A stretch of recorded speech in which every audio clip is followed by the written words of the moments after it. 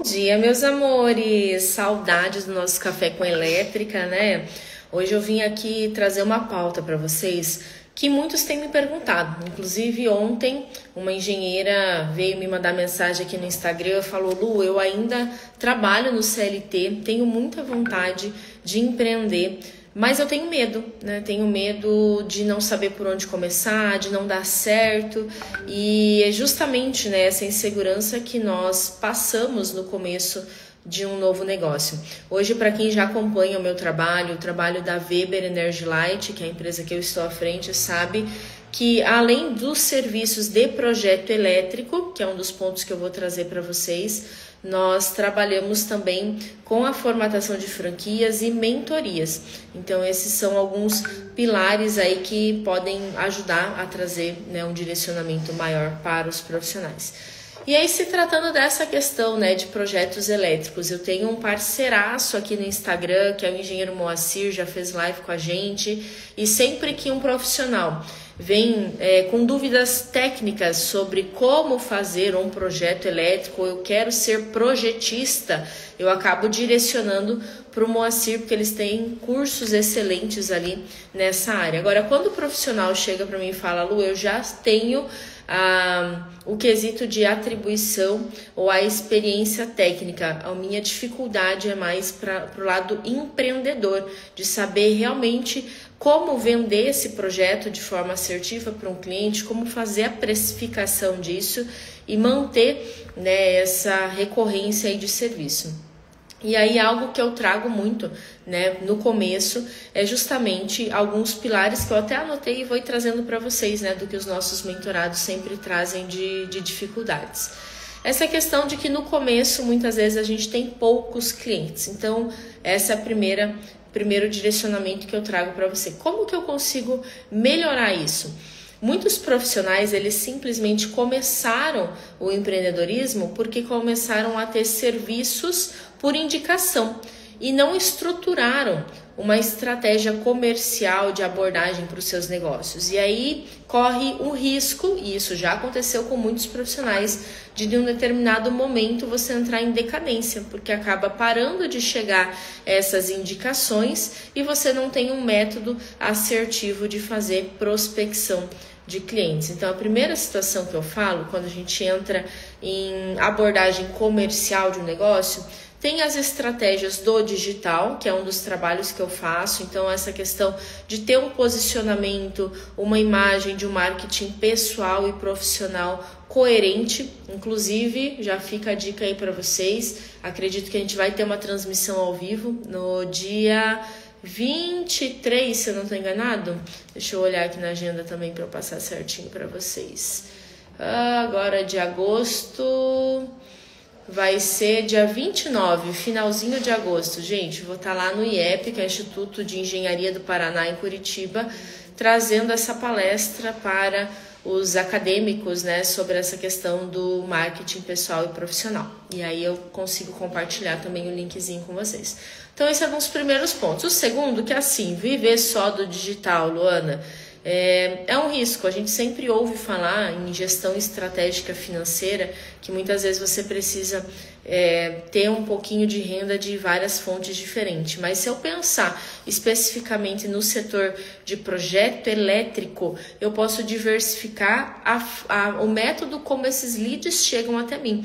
Então um deles seria o digital, outro seria por essa questão das indicações, e aí nós temos o que está muito forte, que é realmente essas esferas de network. Então você começar a participar de associações, de núcleos, de entidades que façam sentido para o público que você quer atender. E aí eu tô aqui, né, sempre falo para os meus mentorados essa questão de que realmente nós precisamos pensar e organizar a nossa agenda para a gente não começar a participar de tudo quanto é tipo de network, né? Daqui a pouco você tá lá num jantar de negócios que traz um bom relacionamento, traz uma visibilidade, mas que não é o seu público. Então também essa gestão de tempo, essa organização é bem importante.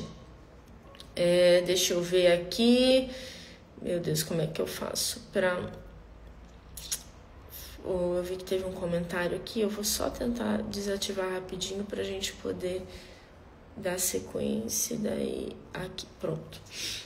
E aí, partindo dessa questão, então, da questão de poucos clientes, né?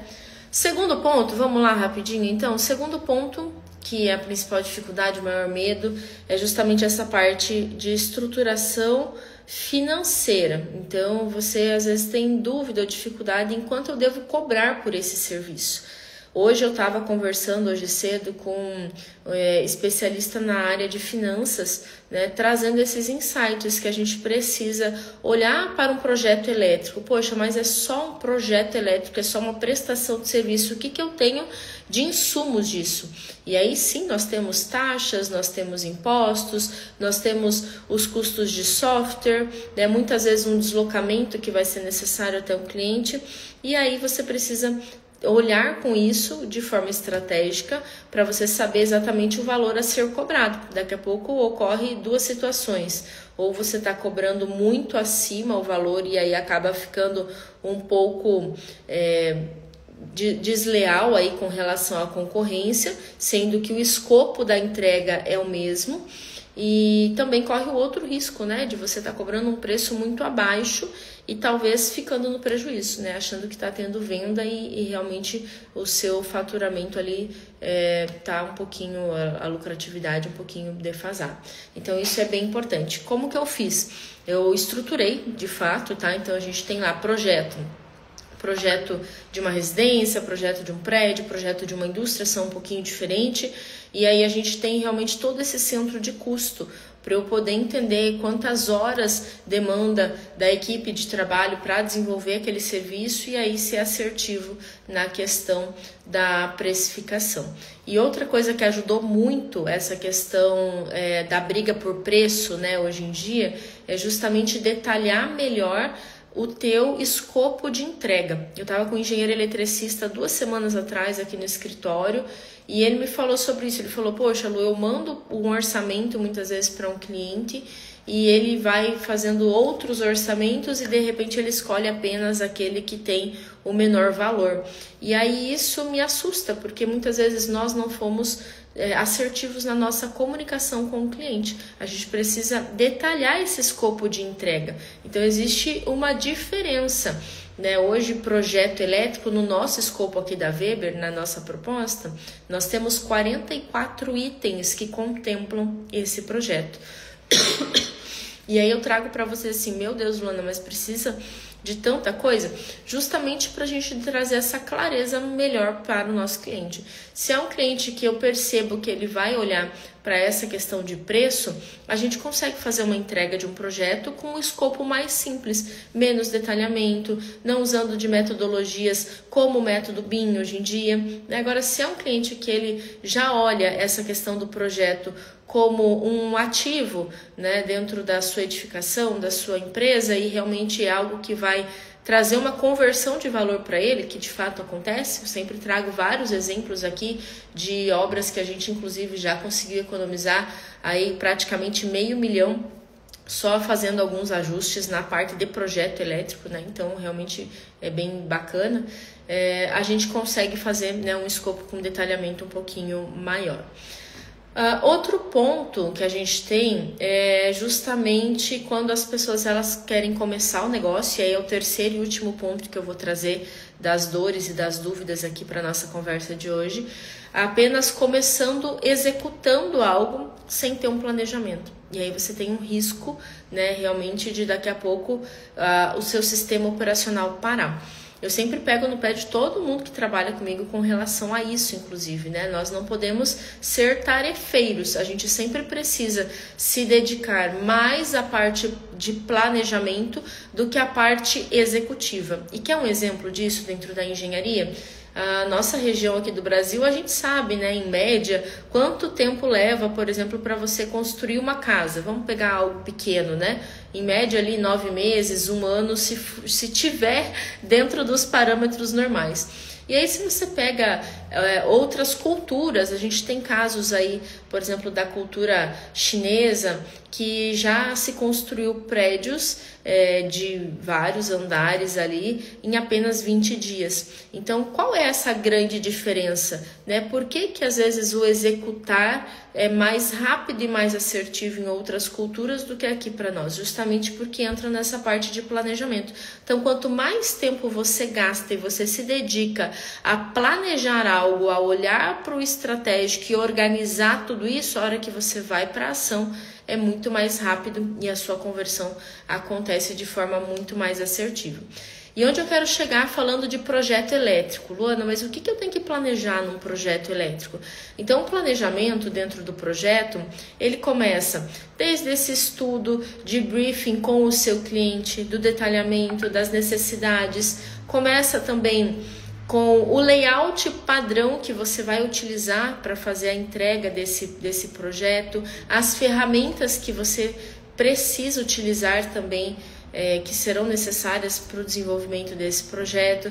Então, esse processo do como é feito entra na fase de planejamento, né? Então, olha, fechei o meu projeto elétrico, já estruturei o meu comercial, estruturei minha parte de precificação e finalmente fechei o projeto. E aí agora, por onde eu começo, né? Qual é o procedimento até a entrega desse cliente e aí depois esse contato também recorrente com esse cliente. Então entra nessa questão de planejamento. E eu gosto de trazer muito essa fala do planejamento quando a gente envolve as áreas da saúde. Nós percebemos, por exemplo, que pelas áreas da saúde serem fiscalizadas pela vigilância sanitária, laboratórios, médicos, dentistas, enfim, quando eles vão fazer algum procedimento, eles precisam ter minuciosamente cuidado, esterilizado todo o material que vai ser utilizado e ter um planejamento prévio do que vai ser feito. Você não vai num dentista e de repente ele fala, não tenho uma ferramenta aqui, uma broca, pede, liga, não sei o que. Não, já tem tudo organizado previamente. E na engenharia, gente, se assusta, né? Mas é a nossa realidade. Muitas vezes a gente não vê isso. A gente vê na engenharia acontecendo o quê? Engenheiro apagando incêndio. Eu fechei, tem que entregar amanhã ou daqui 7 dias. Poxa, será que é possível? Né? Como que foi essa negociação com o seu cliente? Como está o restante das suas demandas? Eu fechei um serviço, mas a minha licença de software venceu, tem que atualizar. Eu fechei, mas eu não sei nem como que eu faço um detalhamento de uma entrega de quantitativo, de um memorial de cálculo descritivo, enfim. Então, são algo que a gente precisa ter esse mesmo cuidado e essa mesma atenção para fazer a entrega de forma bacana ali para o cliente. E aí eu sempre trago essa frase, né, que as pessoas falam, Luana, mas realmente é possível viver de projetos elétricos? Sim, e você vive e aprende e agrega valor para o seu cliente, né? E você acaba tendo esse reconhecimento da sua marca, entendendo que você não está entregando apenas um projeto, você está entregando uma solução, um direcionamento que eles vão de encontro com duas questões. Ou ela vai trazer lucro para o seu cliente, pensando nessa questão toda de eficiência de um sistema, ou ela vai realmente trazer esse cuidado e proteção para o seu cliente. E a grande virada de chave aí para a gente encerrando a nossa fala, quando você começa a trabalhar como especialista e transformar essa imagem na autoridade que nós queremos, a vida inteira eu falava, até quando eu trabalhava de funcionária nas outras empresas e tinha minha equipe, tinha meus estagiários, eu falava assim, se atentem a questões normativas. Não fica nessa de que o coleguinha falou que é assim que faz, o fulano fez desse jeito. Se atentem a normas, então leiam as normas técnicas, aprendam a se comunicar com o seu cliente. Entenda que assim, o seu cliente é leigo, ele não entende nada de norma. Você é o especialista, mas a sua comunicação precisa ser simplificada. Muitas vezes o profissional é excelente de conhecimento técnico e tenta levar todo esse conhecimento para o cliente, e o cliente não entende nada. Então você precisa trazer mais para a realidade dele, mais essa similaridade com algo que ele entenda, de forma mais simples. E aí toda essa questão de esfera de contato, de network com outros profissionais que é muito importante. Ontem eu estava num jantar com mulheres e até eu comentei com elas que por muito tempo eu, enquanto mulher, evitei participar de evento com mais mulheres, porque eu entendia que o meu público, os meus clientes eram predominantemente masculinos. Eu falava, por que eu vou perder o meu tempo, né, estando nesse tipo de evento? E aí veja, como é um evento de mulheres empresárias, a maioria das mulheres também conhecem profissionais que precisam dos meus serviços. E aconteceu, inclusive, uma situação que a esposa de um dos proprietários de uma construtora aqui na região estava num desses eventos e acabou indicando a gente para fazer, né, o serviço que precisava lá na parte de projetos. Então, realmente, buscar essas conexões faz muito sentido. Hoje nós temos também o nosso escritório aqui em Cascavel, que nós abrimos as portas para ser um escritório compartilhado. A gente sabe o quanto que cada vez mais está desafiador empreender sozinho e que ninguém precisa começar sozinho. É uma ideia que nós temos da franquia, que realmente já é algo que a gente coloca no mercado com todo esse direcionamento mais assertivo, passo a passo, né, detalhado para quem quer empreender com projetos elétricos. E aqui no nosso escritório compartilhado a gente abriu para profissionais não apenas da engenharia elétrica, arquiteto, construtora, pessoal que trabalha no administrativo, vendas, financeiro, marketing, e que muitas vezes estavam sozinhos lá, isolados no home office, trabalhando, tentando dar conta de tudo, né? Virem para cá e desfrutar do espaço que já está mobiliado, mas com o intuito principal de gerar esse network, de ter essa troca, né? Esse contato com outros profissionais que com certeza traz um direcionamento para o nosso dia a dia e traz essa questão de faturamento maior. Eu tenho, né, comprovado o histórico do nosso faturamento realmente quando a gente se juntou, né, com mais pessoas para fomentar. E o que eu falo para vocês, gente, para fechar a nossa fala de hoje, fazia tempo que eu não vinha, né, trazer uma fala sozinha. Vocês sempre me pedem, né? Eu sei que muitos às vezes me encontram por aí, falam que acompanham aqui o nosso canal do Café com Elétrica e as nossas realidades, né, financeiras e gestão do negócio, ela mudou a partir de 2 pontos. O primeiro deles foi quando realmente eu parei de tentar provar para as pessoas de que eu era boa com aquilo, né, de que uma engenheira, um escritório, ele, né, tem um diferencial aí na parte de projetos, quando realmente eu comecei a mostrar já provas consolidadas dos resultados que eu trazia e parei de ficar falando e tentando argumentar esses pontos. E acho que o principal, né, também foi quando nós conseguimos entender melhor o nosso propósito enquanto empresa. E aí isso eu trago para muitos dos meus colegas que me procuram. Eles falam assim, Luana, mas eu tinha um sonho, eu queria fazer isso, fazer aquilo. E quando a gente começa a mexer com a gestão de tempo e olhar para essa questão de propósito, às vezes as pessoas se perderam no meio do caminho. Às vezes elas simplesmente foram fazendo o que precisava ser feito para sobreviver, para pagar suas contas, né, para se manter aí no mercado e esquece desse alinhamento de propósito. Poxa, eu acredito muito, né, que hoje eu, enquanto engenheira eletricista empreendedora, nós temos esse propósito de trazer o direcionamento nas mentorias para os nossos profissionais que procuram, né, trazendo mais esse direcionamento de clareza profissional mesmo, direcionamento nas franquias, então para quem quer empreender também trazendo esse passo a passo de como estruturar um negócio internamente para a nossa equipe também, né, trazendo essa questão do direcionamento nessa questão toda, né, de posicionamento de vida, de identidade, enfim. E no empreendedorismo não é diferente, não adianta você pensar em começar algo se você não tem essa clareza do porquê, né? Simplesmente tentar algo porque todo mundo está fazendo ou porque você quer mudar do CLT para o empreendedorismo não vai te manter por muito tempo no mercado. Então pensem sobre isso, espero que tenha feito sentido aí o nosso bate-papo de hoje e fico à disposição sempre aqui no Instagram, nossos contatos também. As meninas do escritório estão preparando aí algumas novidades que acredito que nos próximos dias vocês já vão ter acesso. tá? Com relação a tudo isso que a gente falou, do escritório, da mentoria das franquias. E sim, tá? Finalizando o nosso tema, é possível viver de projetos elétricos e espero que a minha experiência tenha compartilhado e ajudado vocês um pouco a trazer de fato mais clareza aí no próximo passo.